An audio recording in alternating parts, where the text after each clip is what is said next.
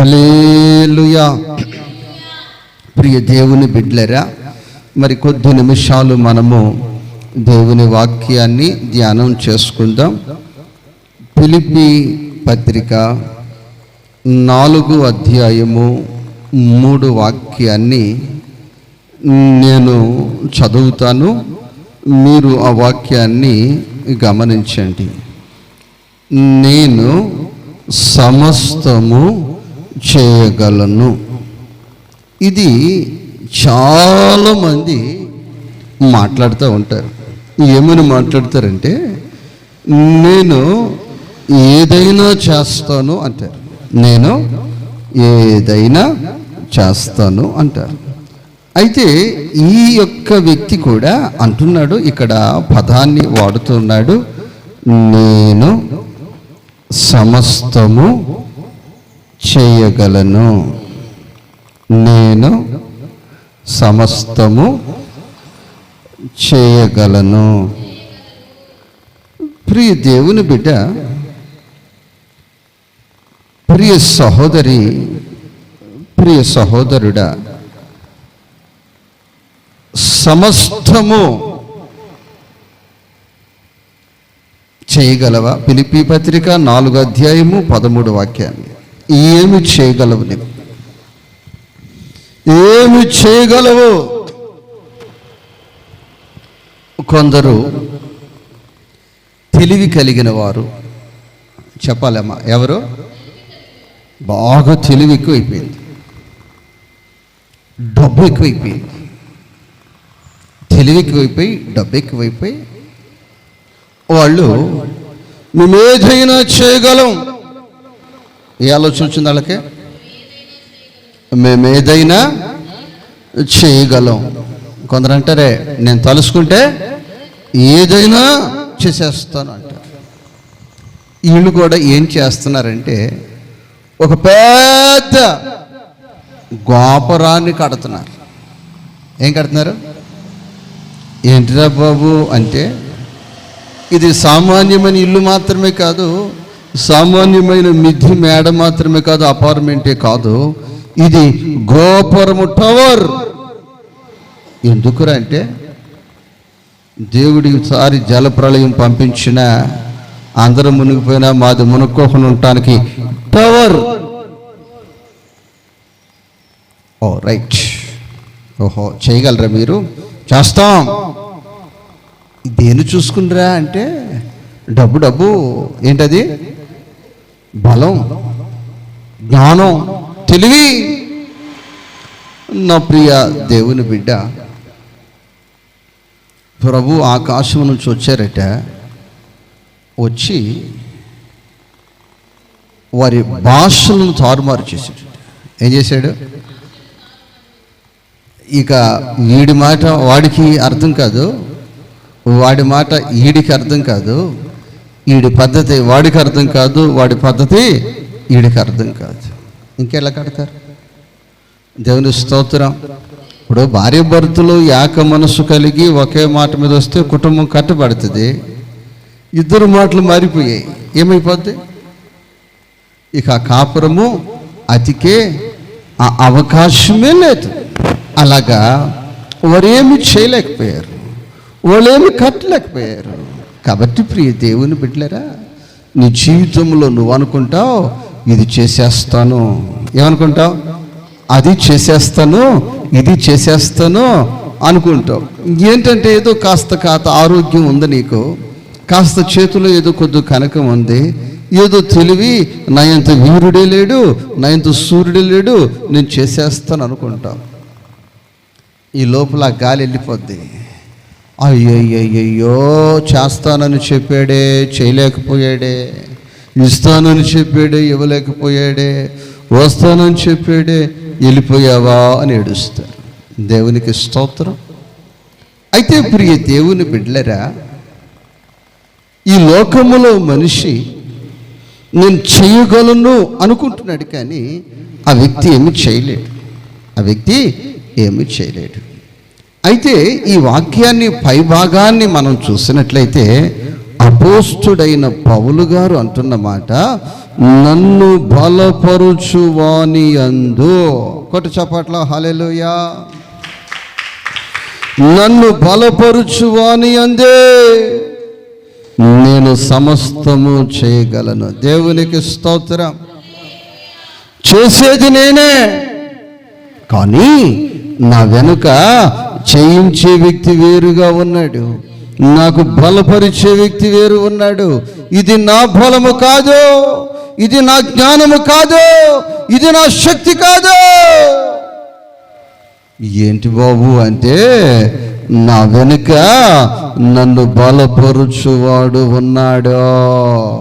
చెప్పాలి, నా వెనుక నన్ను బలపరుచువాడు ఉన్నాడు. దేవునికి స్తోత్రం. నా ప్రియ దేవుని బిడ్డలారా, ఈరోజు సమాజంలో చాలామంది బలపరుస్తారు. నిన్ను ఏం చేస్తారు? నేనున్నా పెళ్ళి పెట్టుకో, నేనున్నా ఇల్లు ప్రారంభించు, నేనున్నా ప్రయాణం ప్రారంభించు.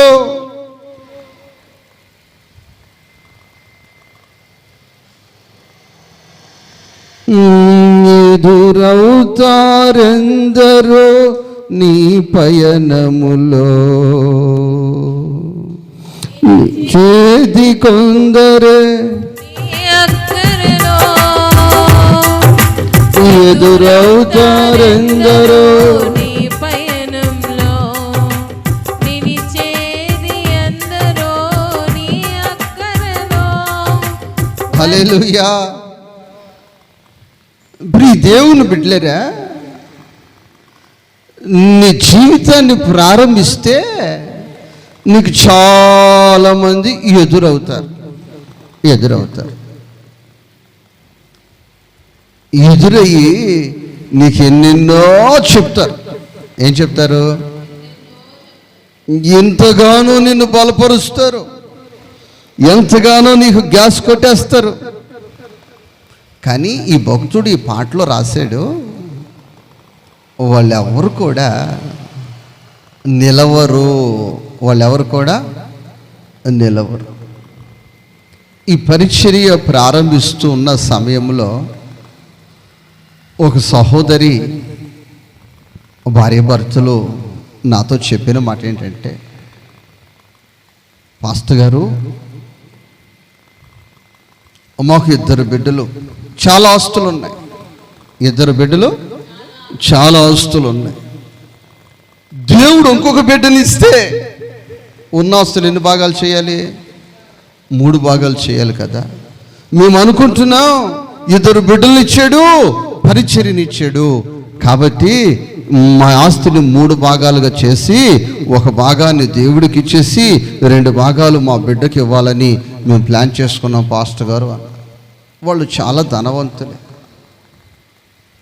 ఇక ఆ సమయంలో ఇక నాకు ఆలోచన ఎలా ఉంటుంది?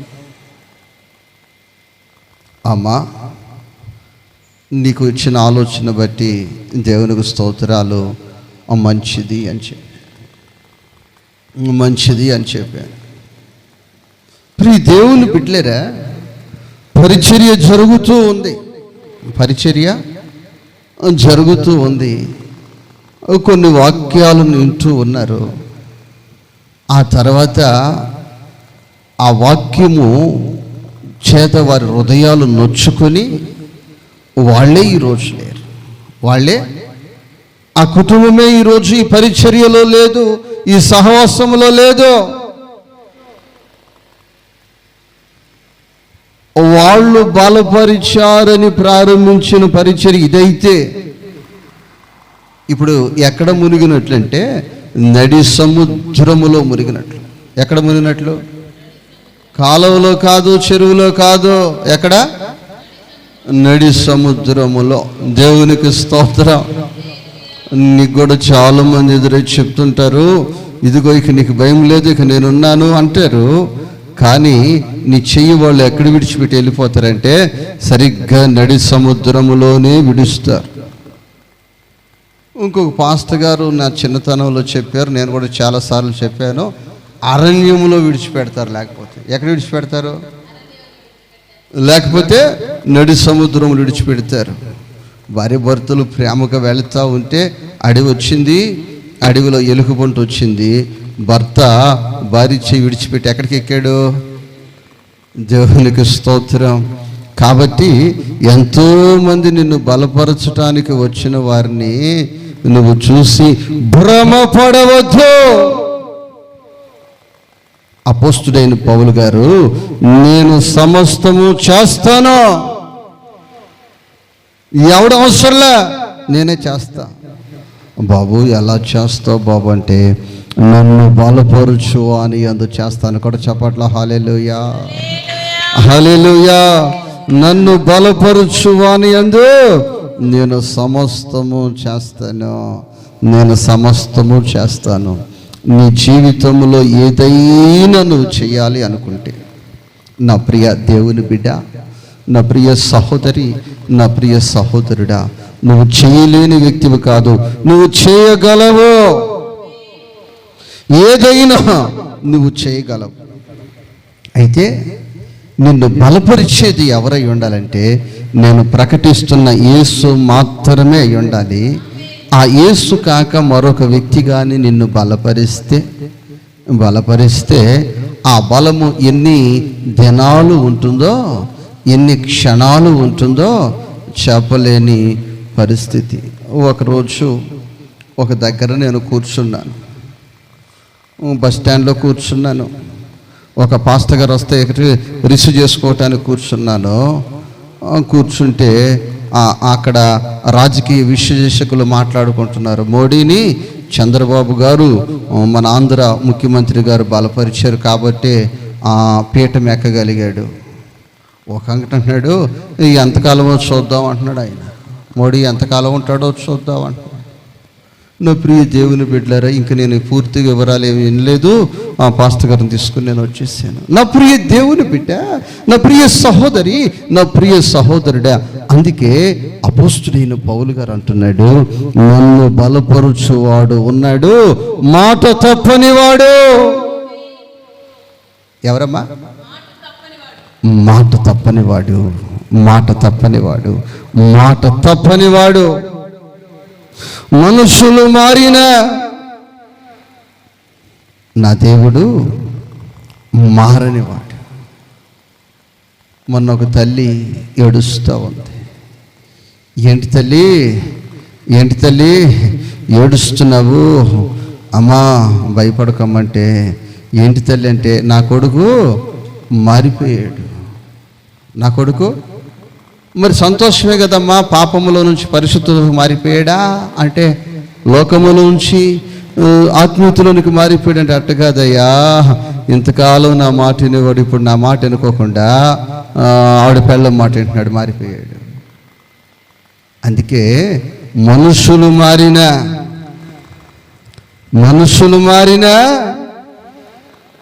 నా దేవుని ప్రేమ మారదు. దేవునికి స్తోత్రం. ప్రేమా ప్రేమా ప్రేమా ప్రేమా నా ప్రభుని ప్రేమ మారునా, కాలం మారినా నా ప్రభుని ప్రేమ, మనుషులు మారినా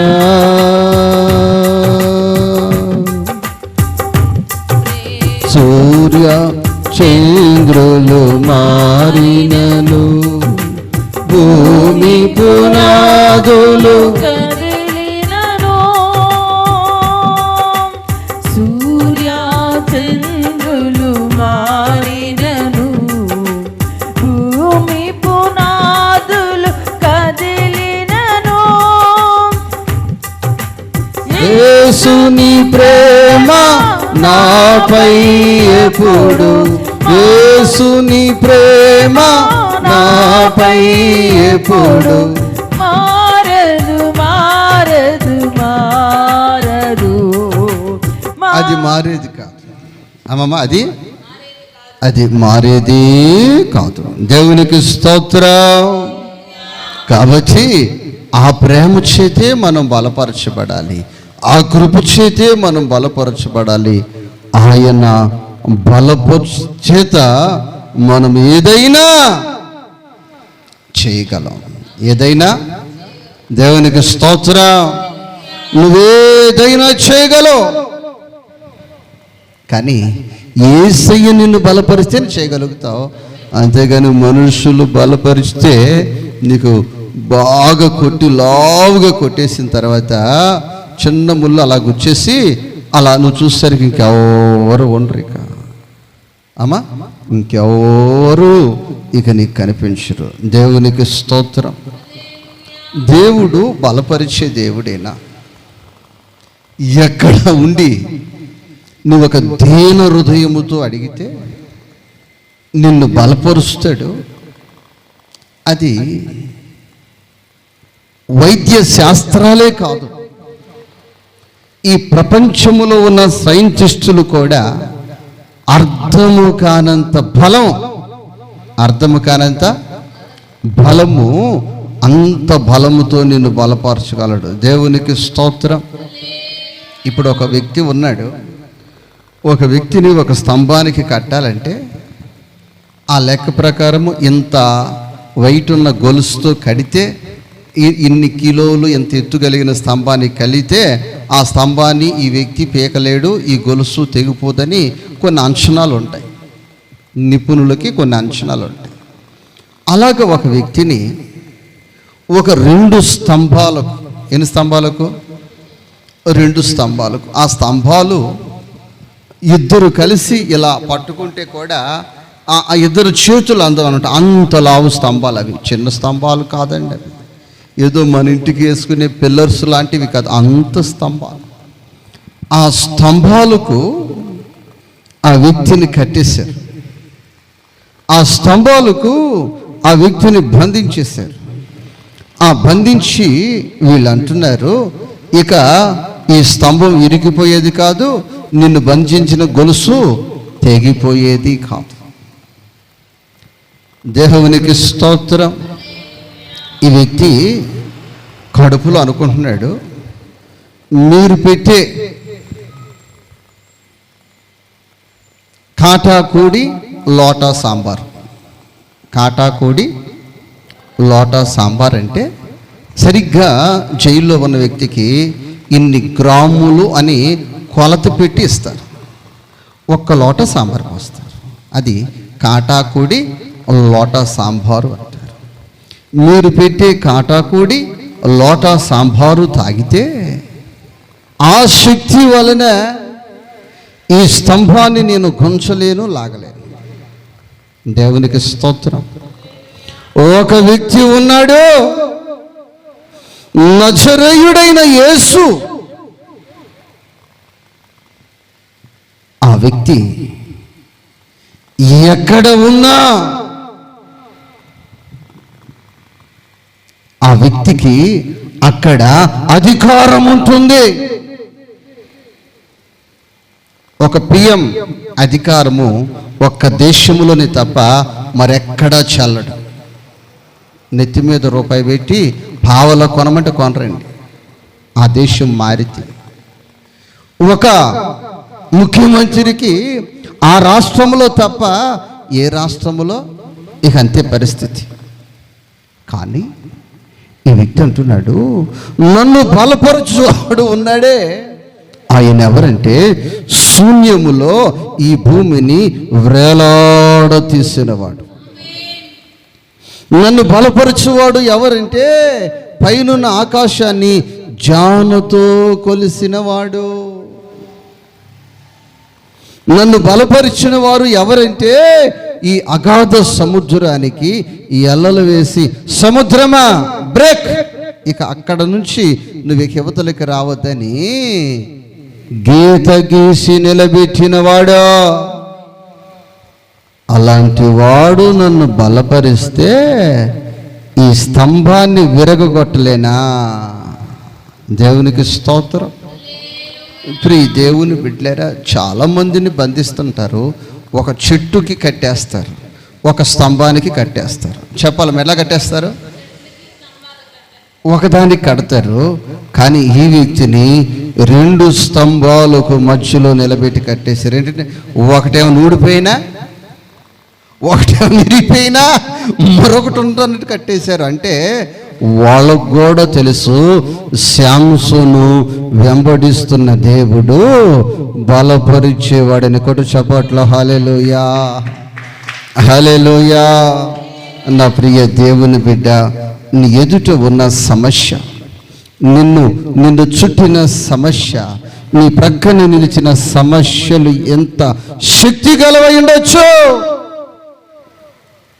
నీవు నోరు తెరచి, దేవా పలుమార్లు నువ్వు నన్ను బలపరిచావు,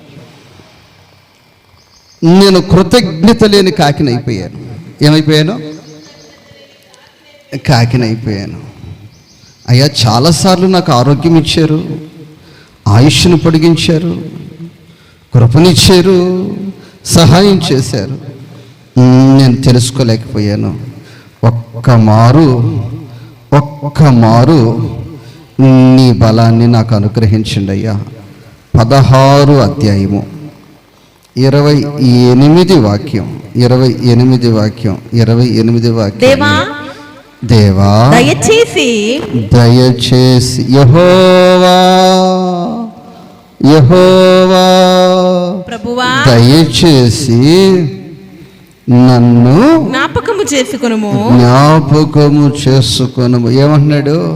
యెహోవా దయచేసి నన్ను జ్ఞాపకం చేసుకోయ్యా, నా బ్రతుకుని జ్ఞాపకం చేసుకో, నా జీవితాన్ని జ్ఞాపకం చేసుకో. దేవునికి స్తోత్రం. ఈసారి జ్ఞాపకం చేసుకో ప్రభు, ఈ ఒక్కసారికి జ్ఞాపకం చేసుకో ప్రభు. ఈసారి నన్ను జ్ఞాపకం చేసుకో ప్రభువా. దేవునికి స్తోత్రం. ఈసారి నన్ను జ్ఞాపకం చేసుకో దేవా. దయచేసి ఈసారి మాత్రమే నన్ను బలపరుచుము అయ్యా. నా కళ్ళు కూడా లేవయ్యా. ఏమి లేవు? కళ్ళు కూడా శత్రువులు పీకేసుకున్నారు. నన్ను బలపరిచయ్యా. నా ఎదుట ఉన్న శత్రువు రంకులేస్తున్నాడు. ఏం చేస్తున్నాడు? రంకులేస్తున్నాడు. నన్నంట వాళ్ళ దేవతకు బలిచ్చేస్తారట అయ్యా. నన్నంట వాళ్ళ దేవతకు బలిచ్చేస్తాడు. నేను ఒక్కడే, మా అమ్మ లేదు, మా నాన్న లేడు, మా అన్నదమ్ములు ఎవరు లేరు, మా కులస్తులు ఎవరు లేరు, మా స్నేహితులు కూడా ఎవరు లేరు. నా రక్తాన్ని పిండి త్రాగేసిన వాళ్ళు కూడా ఎవరు నా దగ్గర ఇప్పుడు లేరయ్యా. నేను చూడటానికి నా కళ్ళు కూడా లేవు. నేను పారిపోవటానికి నా కళ్ళు కూడా లేవయ్యా. ఒక్కసారి దయచేసి ఈసారి మాత్రమే నన్ను జ్ఞాపకం చేసుకో. ప్రియ దేవుని బిడ్డలారా, తల ఉంచి హృదయపూర్వకముగా నీవు ప్రార్థన చేస్తే నీ ప్రార్థన ఆలకించడానికి నా ప్రభు సిద్ధముగా ఉన్నాడు. దేవునికి స్తోత్రం. హల్లెలూయా. నా ప్రియ దేవుని బిడ్డలారా, తల్లి తన బిడ్డను మరచిన నేను మరిచిపోను. శాంసన్ని అప్పటికే మీకు తెలుసా, తల్లిదండ్రులు మర్చిపోయారు. వాళ్ళు పట్టుకున్నారు, తీసుకుపోయారు, చంపేస్తారు.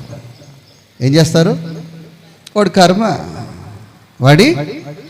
కర్మ అని ఏడ్చుకున్నారు. ఏడుపైపోయింది, ఆపేశారు. ఏదో 2 రోజులు, 1 రోజు ఏడుస్తారు. అంతేనా? ఎన్ని రోజులు ఏడుస్తారు? ఎక్కువ ఏడుస్తారా అమ్మ? ఎన్ని రోజులు ఏడుస్తారు?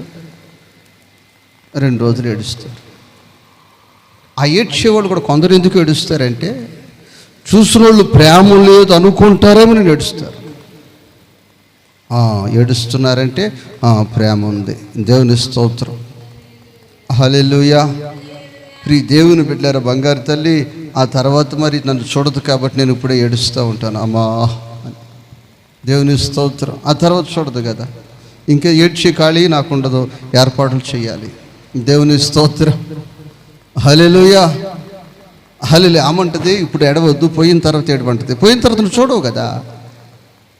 దేవుని స్తోత్రం, హల్లెలూయా. అవునండి, ఎవరికైనా బాగలేకపోతే బాగున్నప్పుడు బతుకున్నప్పుడు ఏడవాలి. అందుకని చచ్చిపోయిన తర్వాత ఎందుకు ఏడిచి? బతుకున్నప్పుడు ముద్ద పెట్టలేనోడు చచ్చి ఏడిచేందుకు?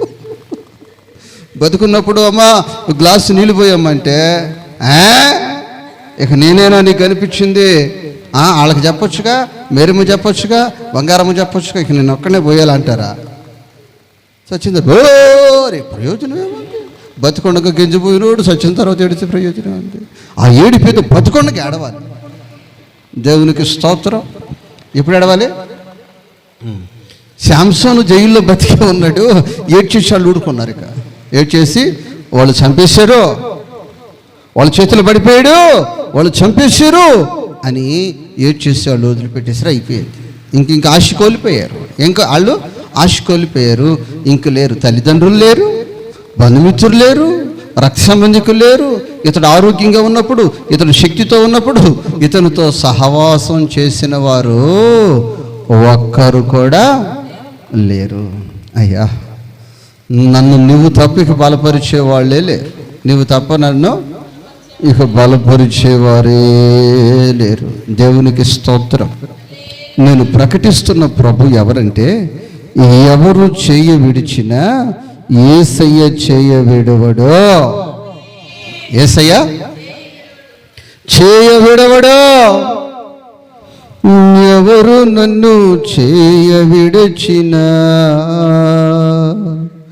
యేసు చేయ విడవడు. ఎవరు నన్ను చేయి విడచినా యేసు చేయి విడువడు. చేయి విడువడు, చేయి విడువడు, చేయి విడువడు.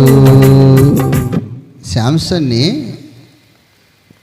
కట్టుకున్నామే చేవిడి చేసింది, ప్రేమించినామే చేవిడి చేసింది, తల్లిదండ్రులు చేవిడి చేశారు, అన్నదమ్ములు చేవిడి చేశారు, రక్త సంబంధికులు చేవిడి చేశారు. అందరూ అమ్మమ్మ ఇంకెవరన్నా ఒక్కళ్ళన్నా ఉన్నారమ్మా?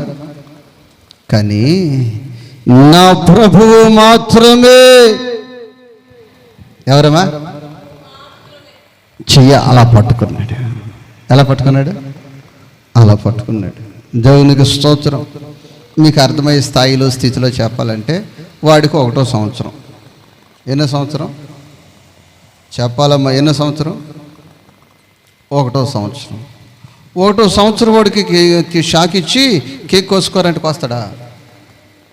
ఇప్పుడు సంవత్సరం దాకుంట్లో పుడుతుంతో కోపిస్తున్నారు, రోజు బిడ్డలనే కోపిస్తున్నారు. ఆ రోజు బిడ్డలను కోపిస్తే అరే కేక్ కోసుకోరంటే కోస్తాడా? ఎవరు కోపించాలి అమ్మమ్మ? ఎవరు కోపించాలి? చర్చి అయితే పాస్టర్ గారు ఉంటారు. చర్చి అయితే పాస్టర్ గారు చేపట్టుకుని, పాస్టర్ చేపెట్టుకుని కోపిస్తారు. ఇంకా హాస్పిటల్ అయితే నర్సులు కోపిస్తారు. బజారులో కోస్తున్నారు ఈ మధ్య. ఎక్కడికి వస్తున్నారు? ఇట్లా కారు మీద పెట్టి, కారు బైనెట్ మీద పెట్టి, లేకపోతే బైక్ స్టాండ్ వేసి స్టాండ్ మీద పెట్టి కోస్తున్నారు. అక్కడ త్రాగుబోతులు కోపిస్తారు. చర్చిలో అయితే పాస్టర్ గారు కోపిస్తారు, బజార్లో అయితే తాగుబోతులు కోపిస్తారు, హాస్పిటల్ అయితే నర్సులు కోపిస్తారు. దేవుని స్తోత్రం. వీళ్ళందరికీ వీళ్ళు కోయలేరు. మరొక వ్యక్తి ఇద్దరు కానీ ముగ్గురు కానీ నలుగురు కానీ ఆ చేయబెట్టుకుని ఏం చేస్తారు? కోపిస్తారు. దేవునికి స్తోత్రం. ఇప్పుడు శాంసన్ చేయి ఎవరు పట్టుకున్నారు? శాంసన్ ఇప్పుడు పిలిచి ఎవరైనా నా చేయి పట్టుకోండి, ఇదిగో కొద్దిగా లాగండి అంటే వచ్చేవాడు ఒక్కడున్నాడా?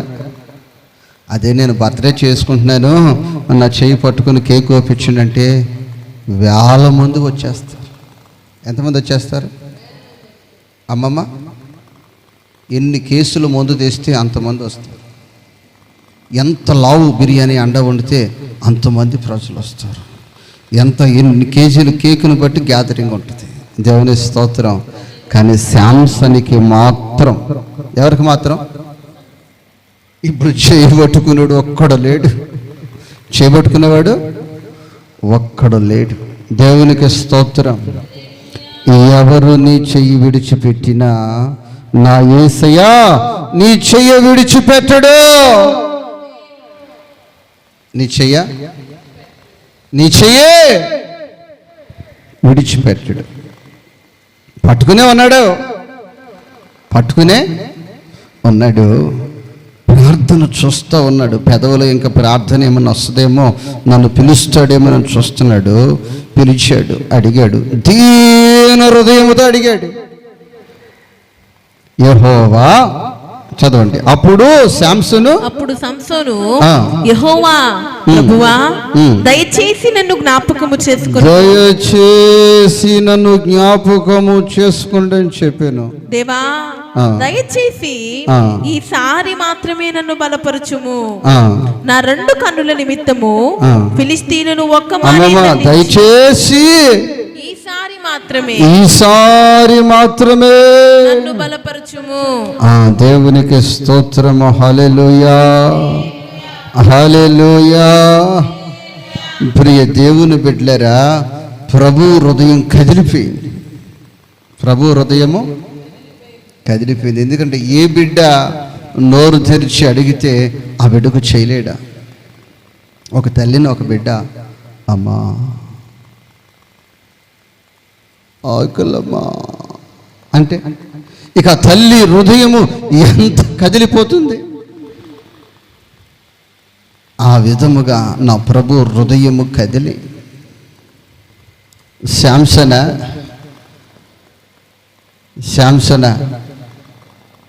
నీ చెయ్యప్పుడు నేను పట్టుకునే ఉన్నాను రా. నీకు కొవ్వెక్కువైపోయి నా చెయ్యి హాస్పిటల్లో వచ్చి నర్సులు పట్టుకోవాలి, బజార్లో వచ్చి తాగుబోతులు పట్టుకోవాలి, ఈదులో వచ్చి అనేక మంది పట్టుకోవాలని అనేక మందితో పట్టించుకున్నావు కాబట్టి నీ బ్రతుకు ఇట్టయిపోయింది. నీ బ్రతుకు ఇటైపోయింది. నీ చెయ్యి నేను ఎప్పుడు పట్టుకునే ఉన్నాను. స్టార్ట్ చేయి అన్నాడు. ఏమన్నాడు? స్టార్ట్ చేయి. ప్రియ దేవుని బిడ్డలారా, 3000 మంది ఒక స్థలములో చేరి ఉన్నారు. ఈ 3000 మంది చేరి ఉండటానికి పైన మనలాగా రేకులు కాదు, మిద్ది. ఆ మిద్ది అంతా 2 స్తంభాల మీద ఆధారపడిందంట. మరి ఆ టెక్నాలజీతో దాన్ని కట్టారు ఆ రోజుల్లో. ఆ 2 స్తంభాలకి శాంసన్ కట్టేశారు.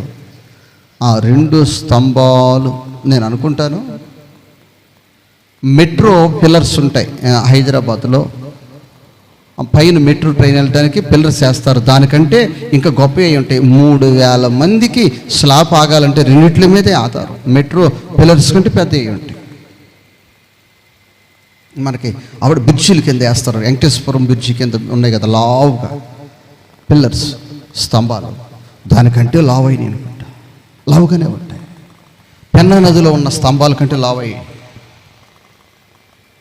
అలా ఇలా ఆ యెహోవా బలము చేత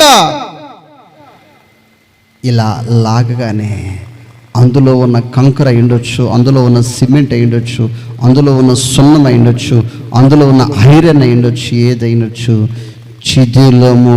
చిదిలమైపోతూ వచ్చేసి ఆ మిద్ది కూలిపోయినట్లు చరిత్రలో గ్రంథస్థం చేయబడి ఒక కళ్ళు లేని గుడ్డోడు. ఎవరమ్మా? గుడ్డోడు. ఎక్కడి నుంచి వచ్చింది శక్తి? నన్ను బలపరుచు అని అంటే సమస్తము చేయగలను, సమస్తము సమస్తము సమస్తము దేవునికి స్తోత్రం. ఈరోజు నీ కుడివైపు ఒక సమస్య ఉండొచ్చు, ఈ ఎడమవైపు మరొక సమస్య ఉండొచ్చు. ఆ సమస్య నీకంటే ఎత్తైనది, లావైనది అయి ఉండొచ్చు. ప్రజలందరూ నీకు చెప్పొచ్చు, ఈ సమస్య నువ్వు పరిష్కరించుకోలేవు అని. ఈ సమస్యను నువ్వు పరిష్కరించుకోలేవు, నీ శక్తి చాలదు, నీ బలము చాలదు, నీ జ్ఞానము చాలదని చెప్పొచ్చు. నా ప్రభు ఈ దినం అంటున్నాడు, ఆ దినము శాంసోన్ని బలపరిచిన వాడిని ఈరోజు సిద్ధముగా ఉన్నాను నిన్ను బలపరచటానికే. ఎవరిని బలపరచడానికి?